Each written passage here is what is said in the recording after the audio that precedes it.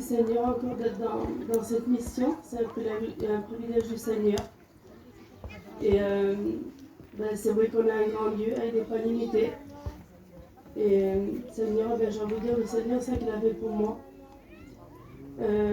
La semaine dernière, avant qu'on vienne là, il y a eu un petit problème vers nous. J'ai ma petite nièce qui est tombée là.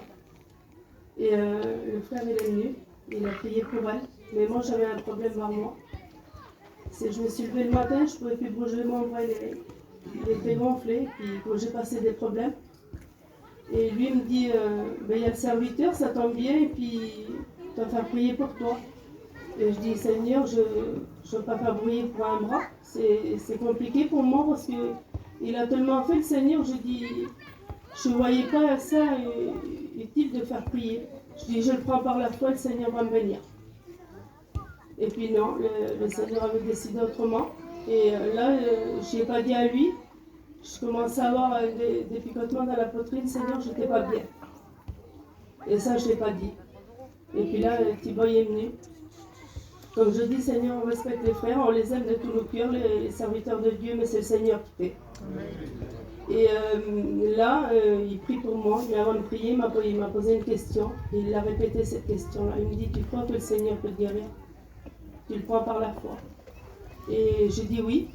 J'ai dit encore oui. Et puis là, le Seigneur a agi. Mon bras instantané, Seigneur, il a commencé à se dégonfler. Et moi, je prends l'exemple sur un glaçon, mais c'était pas glacé, c'était chaud. C'est parti de ma main, de mon bras dans mes mains. Et puis là, je montais dans ma campine et je dis, Seigneur, j'ai encore la douleur, pourquoi tu ne la sors pas? Et je n'ai pas dit à Thibaut, je ne l'ai pas dit, et puis je dis comme ça, pourquoi tu la sors pas? Et là, le Saint-Esprit me faisait comprendre dans mon cœur. Il disait que c'était à son temps à lui. Et qu'arrivait à la fin de la journée, que j'allais plus avoir mal. Et le Seigneur, qu'est-ce qu'il dit, avait l'accompli. Et puis, je vais vous expliquer, Seigneur, je prends 5 minutes, les frères. Je suis obligée de le dire. Et comme j'ai dit comme ça, que c'était pas utile pour moi pour ce bras-là, vous savez pourquoi? Parce que j'ai passé par la maladie, moi. Et ça va faire la 5e année là. Et puis là, je ne devrais pas être là en principe. La médecine, moi, elle m'a condamnée, j'étais au stade 4 de la maladie. J'ai eu d'achigno, j'ai eu des rayons.